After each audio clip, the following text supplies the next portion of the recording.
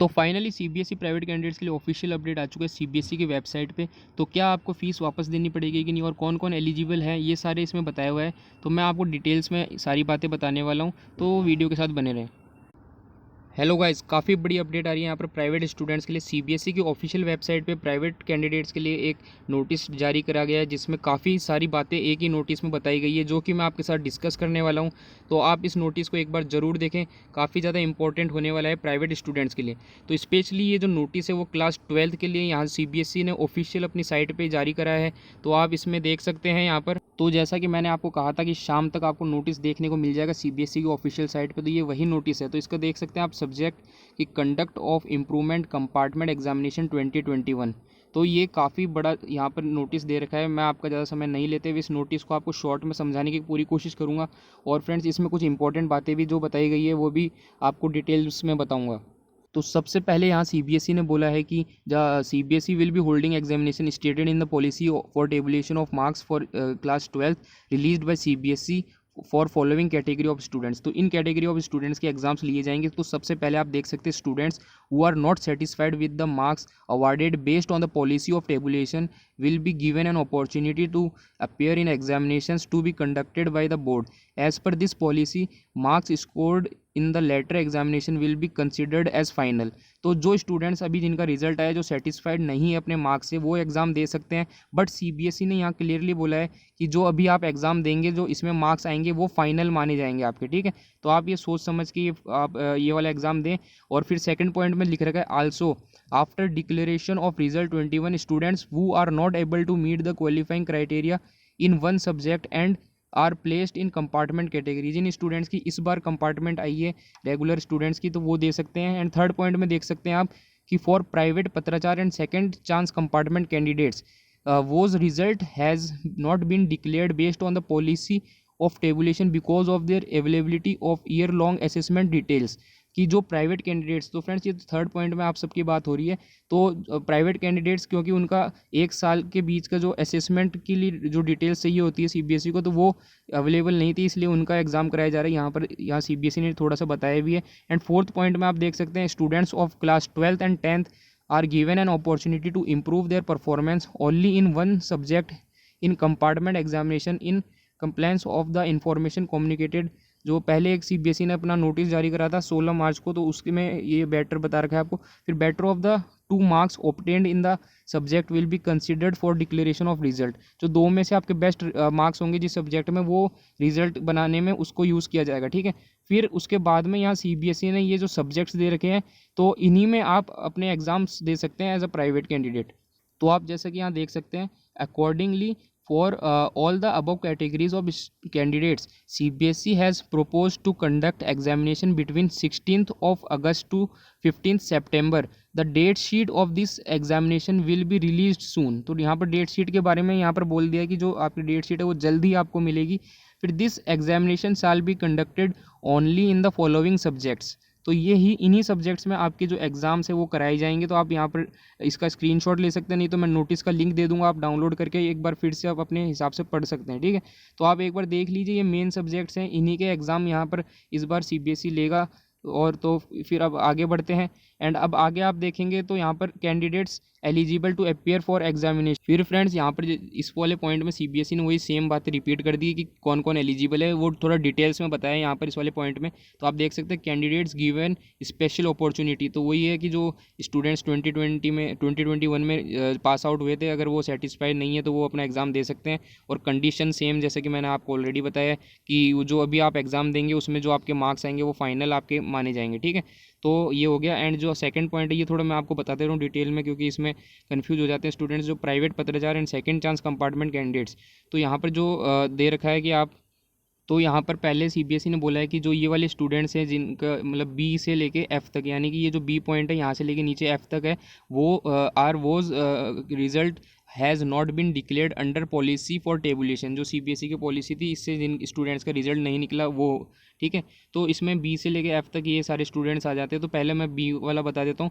तो बी में वो स्टूडेंट्स होते हैं जो कि एडिशनल सब्जेक्ट के तौर पे एग्ज़ाम देना चाहते हैं। जैसे कि आप देख सकते हैं, पास आउट कैंडिडेट्स ऑफ 2015 और after who were registered under additional subject category for the examination schedule in May 2021 for the examination schedule to be held in August 2021 if still desirous for of appearing for the examination in additional subjects। तो इसमें ऐसा बोला गया है जो exams आपके मई 2021 में होने थे वो हुए नहीं। अगर अब आप देना चाहते हैं तो वो एग्ज़ाम अगस्त में होंगे। अगर आप डिज़ायरस है, मतलब कि अगर आप देना चाहते हैं तो आप ये एडिशनल सब्जेक्ट का एग्ज़ाम दे सकते हैं। तो ये बी पॉइंट में यहाँ बोला गया।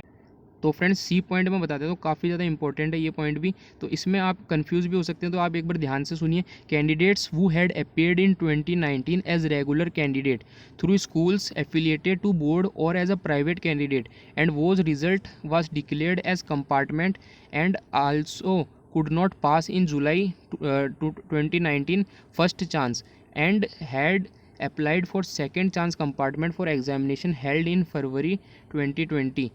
These students have not been able to appear due to cancellation and non-conduct of examination of the subject concerned held in September 2020. तो फ्रेंड्स इसको मैं इजी वे में आपको समझा देता हूँ। काफ़ी यहाँ पर घुमा फिरा के बोला गया है सीबीएसई ने।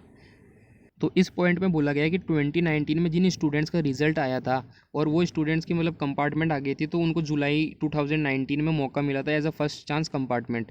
तो अगर वो स्टूडेंट्स अगर जुलाई वाले अटैम्प्ट में क्लियर नहीं कर पाए थे तो उनको नेक्स्ट ईयर जो मार्च में एग्ज़ाम होते हैं तो उसमें वो as a second compartment apply करने का उनकी चांस थी। बट ड्यू टू कोविड कुछ सब्जेक्ट सीबीएसई ने मतलब कैंसिल कर दिए थे कुछ सब्जेक्ट्स के एग्ज़ाम, तो उनको अगला मौका सेप्टेम्बर में मिलना था, तो वो वाले एग्ज़ाम्स भी नहीं हो पाए थे। ठीक है, तो उन स्टूडेंट्स को भी इस बार चांस दे रही है सीबीएसई। ठीक है, तो आई होप आप समझ पाए होंगे।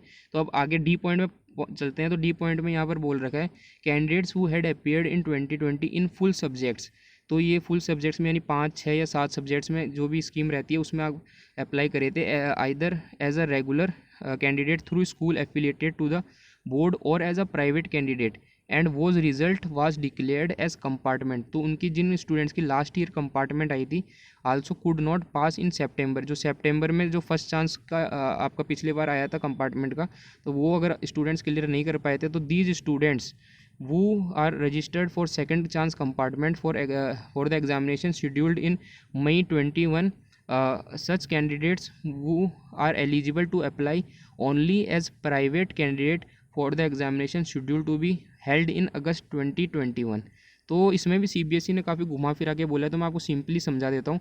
लास्ट ईयर जिन स्टूडेंट्स की कंपार्टमेंट आ गई थी और फर्स्ट जो चांस थी वो सितंबर में मिलनी थी, अगर उस चांस में स्टूडेंट्स के कंपार्टमेंट क्लियर नहीं हो पाई थी तो इस बार जो एग्ज़ाम्स वो जैसे कि नॉर्मल शेड्यूल के हिसाब से तो मई में होने थे, बट वो एग्ज़ाम्स हुए नहीं, तो उन स्टूडेंट्स को अभी अगस्त में एग्ज़ाम देने का मौका मिलेगा। ठीक है, तो ये था इस डी पॉइंट में। अब ई पॉइंट की हम बात करते हैं। इसमें स्पेशली इंप्रूवमेंट वाले कैंडिडेट्स के बारे में बोला गया। Candidates of class 12 who passed in 2020 and had applied for improvement of performance as private candidate in the subjects for which examination was schedule to be held in May 2021 in the subjects. Friends ये काफ़ी यहाँ पर बोला गया CBSE ने, तो मैं समझा देता हूँ कि जो जिन सब्जेक्ट्स के लिए आपने रजिस्टर किया था 2021 मई में जो एग्ज़ाम होने थे वो सेम सब्जेक्ट्स के एग्ज़ाम अब आपके अगस्त 2021 में होंगे। तो इसमें काफ़ी सारे स्टूडेंट्स कह रहे थे कि एक सब्जेक्ट में देने को मिलेगा या सभी में, तो जितने सब्जेक्ट्स में आपने रजिस्टर किया था लास्ट ईयर वो सारे सब्जेक्ट्स में आप दे पाएंगे। ठीक है, तो लिखा है all such candidates are eligible to apply again for the examination scheduled to be held in August 2021। अब हम एफ पॉइंट की तरफ चलते हैं।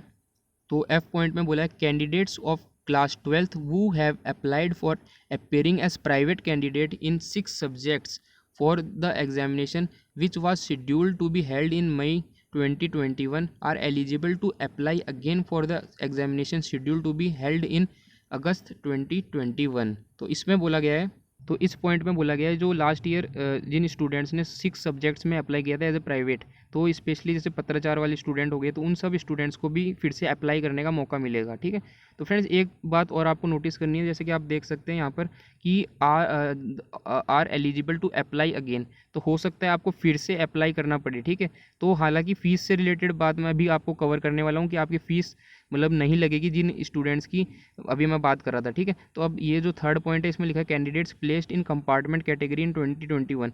तो इसमें कुछ ज़्यादा बताने की बात नहीं है, जो इस बार जिनका रिजल्ट आया एंड उनकी जो कंपार्टमेंट लग गई है उनके एग्ज़ाम भी होंगे। ठीक है, तो ये छोटा सा मतलब पॉइंट था, तो इसमें ज़्यादा एक्सप्लेन करने की ज़रूरत नहीं है।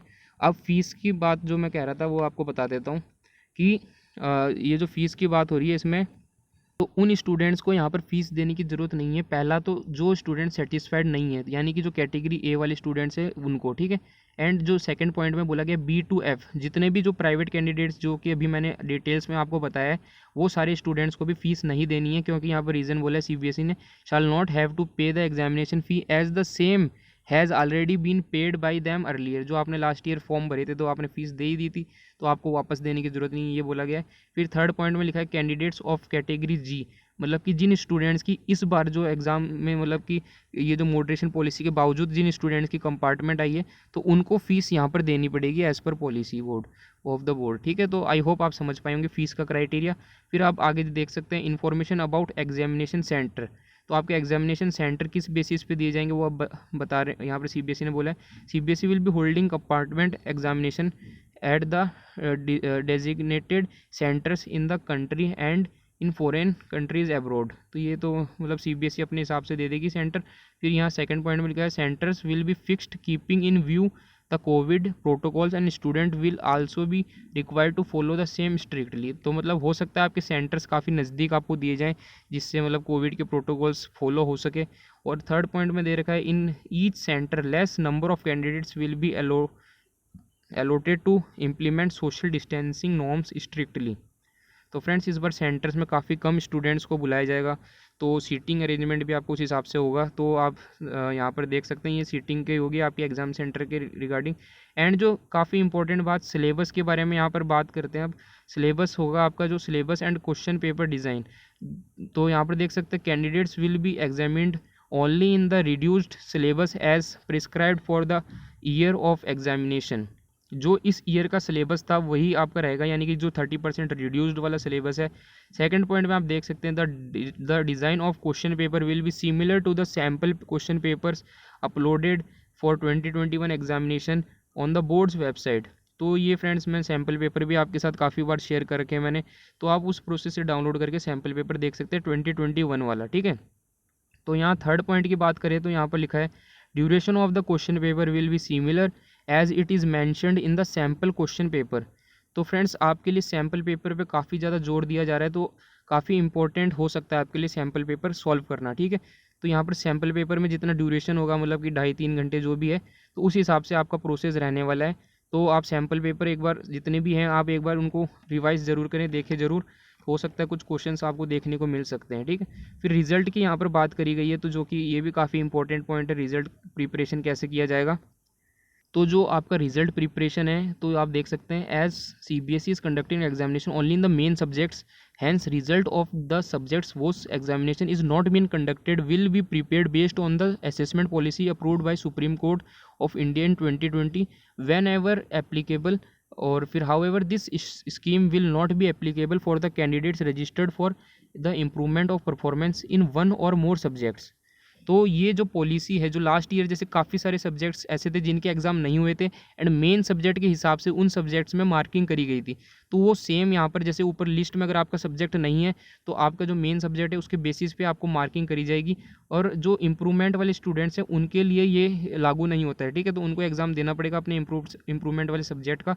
तो ये यहाँ पर रिजल्ट का यहाँ पर बता दिया था। अब यहाँ पर availability of portal for registration, तो आपके रजिस्ट्रेशन के लिए पोर्टल्स कब खुलेंगे, तो इसकी यहाँ पर सीबीएसई ने बात करी है। तो हो सकता है आप सभी को जिन्होंने पिछले बार भी रजिस्टर किया था तो उनको भी फिर से करना पड़े, तो वो मैं आपको आगे जाके अपडेट दे दूंगा। तो आप यहाँ पर देख सकते हैं portal will be made available soon for following 2 categories. तो यहाँ पर जो पहले इन 2 कैटेगरी वाले स्टूडेंट्स का मतलब सॉरी यहाँ पर जैसे दे रखा है, पहले तो इनको करना पड़ेगा इन 2 कैटेगरी वालों को, और जो नीचे वाला है उनमें लिखा है automatically allowed to appear in the examination, मतलब उनको करने की ज़रूरत नहीं है। तो सॉरी यहाँ पर पहले बोल दिया गया है। तो आप देख सकते हैं किन किन को रजिस्ट्रेशन करना पड़ेगा पोर्टल पे, कि portal will be made available soon for registration for the students who are not satisfied. जो स्टूडेंट सेटिस्फाइड नहीं है तो उनको यहाँ पर रजिस्ट्रेशन करना पड़ेगा। And second, the students whose result has been prepared based on the tabulation policy in 2021 and placed in compartment. जिनकी इस ईयर कंपार्टमेंट आई है उनको भी रजिस्ट्रेशन करना पड़ेगा। अब किन को नहीं करना पड़ेगा, जिनके ऑटोमेटिकली हो जाएगा यहाँ पर कि फिर है candidates whose result could not be prepared on the basis of tabulation policy in 2021 will be automatically allowed to appear in the examination।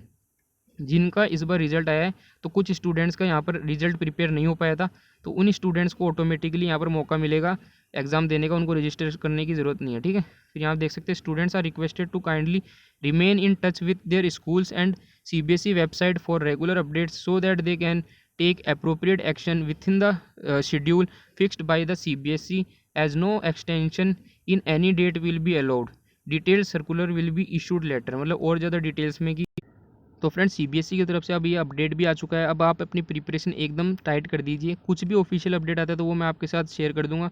और फ्रेंड्स अगर आपने सब्सक्राइब नहीं किया, सब्सक्राइब करके बेल आइकन दबा दें ताकि कुछ भी इंपॉर्टेंट आपसे छूटे ना। तो इस वीडियो में इतना ही। अगर आपका कुछ डाउट रहता है तो आप नीचे कमेंट्स में पूछ सकते हैं। तो इस वीडियो में इतना ही। Take care.